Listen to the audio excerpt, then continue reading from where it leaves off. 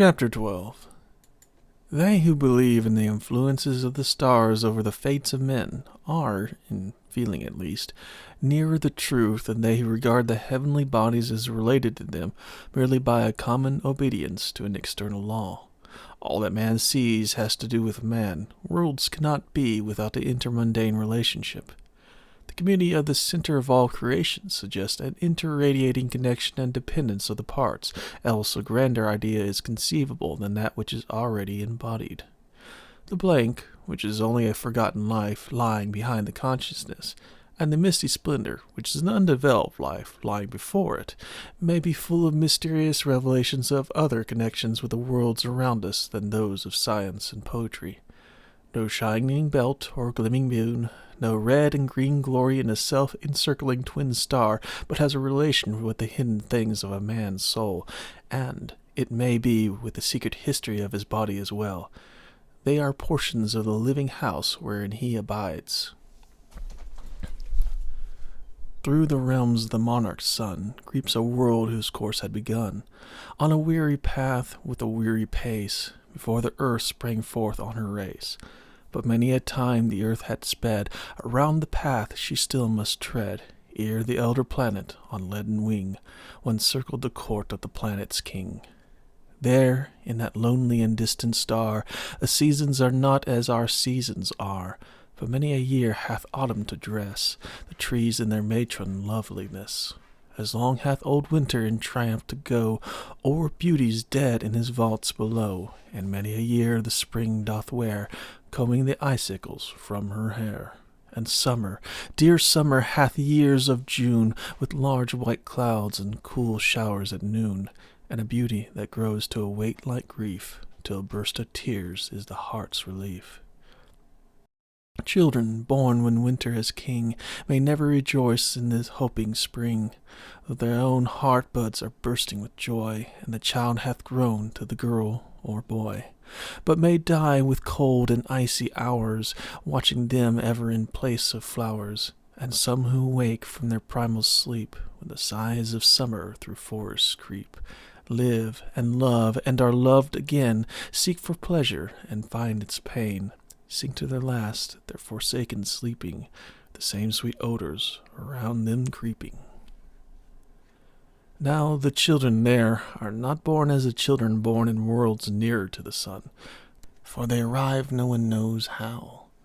A maiden walking alone hears a cry, for even there a cry is the first utterance, and searching about she findeth under an overhanging rock, or within a clump of bushes, or it may be betwixt grey stones on the side of a hill, or in any other sheltered unexpected spot, a little child. This she taketh tenderly, and beareth home with joy, calling out, "Mother, mother!" if so be that her mother lives. "I have got a baby! I have found a child!" All the household gathers round to see. "Where is it? What is it like? Where did you find it?" and such like questions abounding.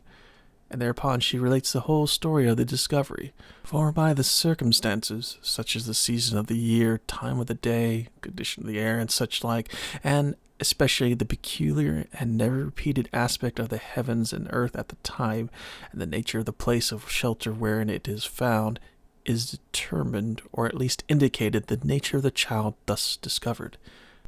Therefore, at certain seasons and in certain states of the weather, according in part to their own fancy, the young women go out to look for children. They generally avoid seeking them, though they cannot help sometimes finding them in places and with circumstances uncongenial to their peculiar likings. But no sooner is a child found than its claim for protection and nurture obliterates all feelings of choice in the matter. Chiefly, however, in the season of summer, which lasts so long, coming as it does after such long intervals, and mostly in the warm evenings, about the middle of twilight, and principally in the woods and along the river banks, do the maidens go looking for children just as children look for flowers. And ever as the child grows, yea, more and more as he advances in year, will his face indicate to those who understand the spirit of nature, and her utterances in the face of the world, the nature of the place of his birth, and the other circumstances thereof, whether a clear morning sun guided his mother to the nook whence issued the boy's low cry, or to Eve, the lonely maid, for the same woman never finds a second, at least while the first lives, discovers the girl by the glimmer of her white skin, lying in a nest like that of a lark amid long encircling grasses and the upward-gazing eyes of the lowly daisies. Whether the storm bowed the forest trees around, or the still frost fixed and silenced the else flowing and babbling stream. After they grow up, the men and women are but little together. There is this peculiar difference between them, which likewise distinguishes the women from those of the earth. The men alone have arms. The women have only wings. Resplendent wings are they, wherein they can shroud themselves from head to foot in a panoply of glistering glory. By these wings alone, it may frequently be judged in what seasons and under what aspects they were born. From those that came in winter go great white wings, white as snow, the edge of every feather shining like the sheen of silver, so that they flash and glitter like frost in the sun. But underneath they are tinged with a faint pink or rose color. Those born in spring have wings of a brilliant green, green as grass, and towards the edges the feathers are enameled like the surface of the grass blades. These again are white within. Those that are born in summer have wings of a deep rose color, lined with pale gold. And those born in autumn have purple wings, with a rich brown on the inside. But these colors are modified and altered in all varieties, corresponding to the mood of the day and hour, as well as the season of the year, and sometimes I found the various colors so intermingled that I could not determine even the season, though doubtless the hieroglyphic could be deciphered by more experienced eyes.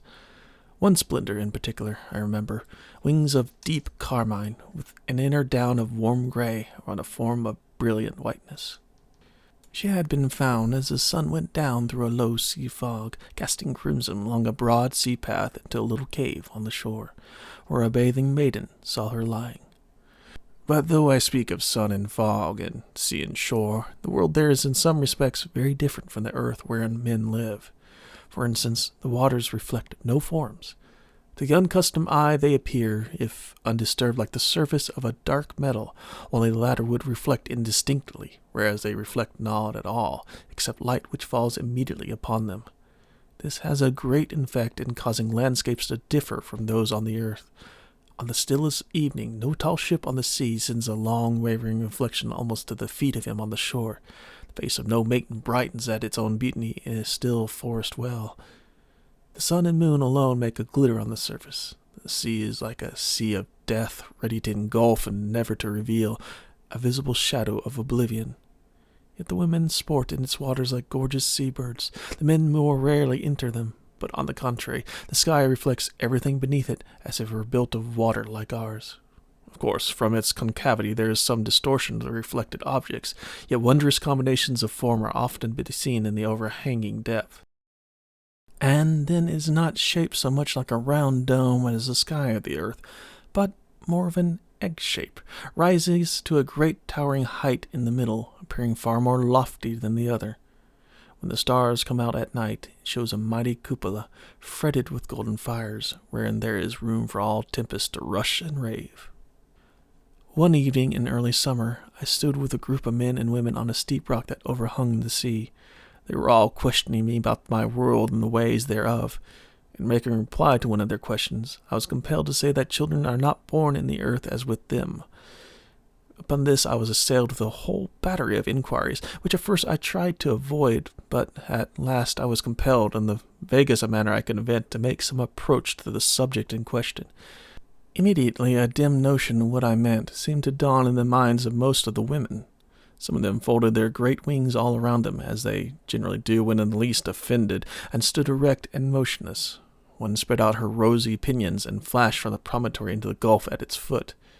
A great light shone in the eyes of one maiden, who turned and walked slowly away, with her purple and white wings half dispread behind her. She was found the next morning, dead, beneath a withered tree on a bare hillside some miles inland.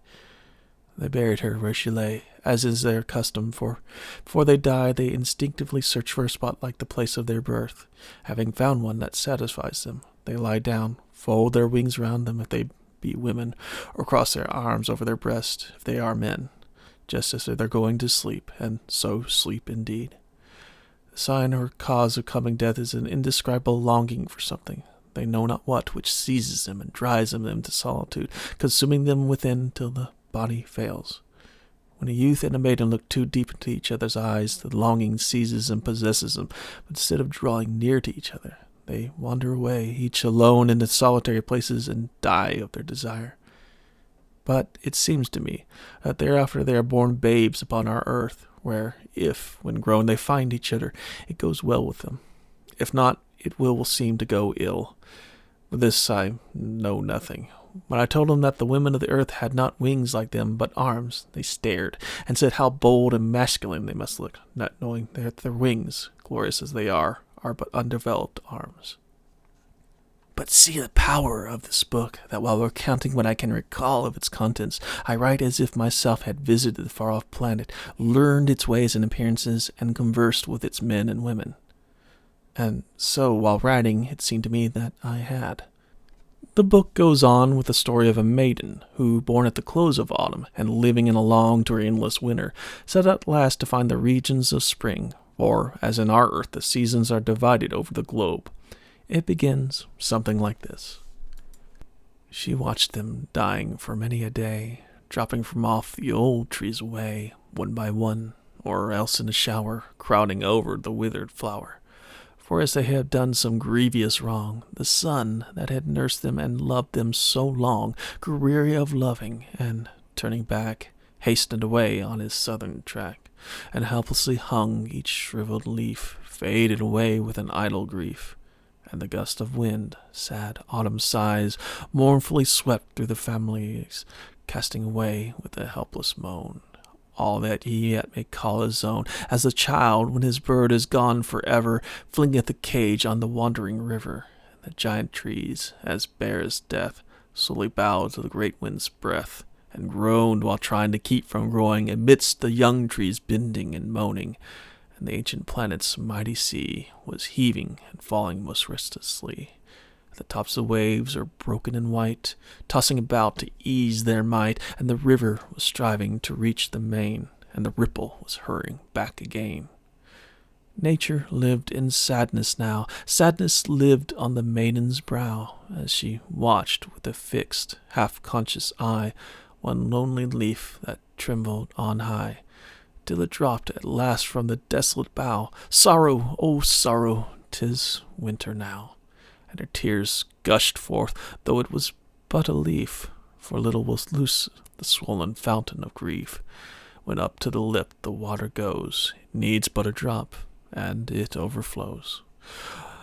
Oh, many and many a dreary year must pass away ere the buds appear. Many night of darksome sorrow yield to the light of a joyless morrow, ere the birds again on the clothed trees shall fill the branches with melodies. She'll dream of meadows with wakeful streams, of wavy grass in the sunny beams, of hidden wells that soundless spring, hoarding their joy as a holy thing, of fonts that tell it all day long to the listening woods with exultant song. She'll dream of evenings that die into nights, where each sense is filled with its own delights, and the soul is still as the vaulted sky, lulled with an inner harmony. And the flowers give out to the dewy night, changed into perfume, the gathered light. The darkness seeks upon all their host, till the sun sail up on the eastern coast. She will wake and see the branches bare, weaving a net in the frozen air. The story goes on to tell how, at last, weary with winteriness, she traveled towards the southern regions of her globe to meet the spring on its slow way northwards, and how, after many sad adventures, many disappointed hopes, and many tears bitter and fruitless, she found at last, one stormy afternoon in a leafless forest, a single snowdrop growing betwixt the borders of the winter and spring. She lay down beside it and died. I almost believe that a child, pale and peaceful as a snowdrop, was born in the earth within a fixed season from that stormy afternoon.